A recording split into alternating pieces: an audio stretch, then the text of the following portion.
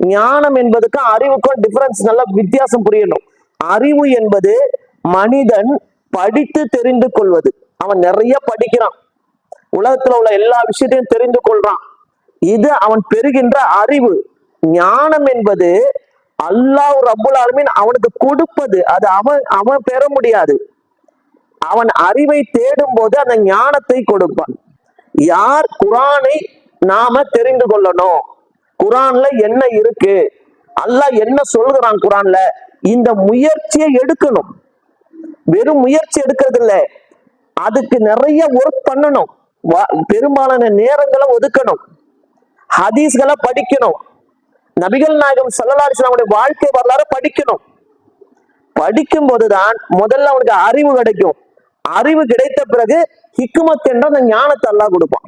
அல்லாஹ் சொல்லினா, அழகான நல் உபதேசத்தை கொண்டு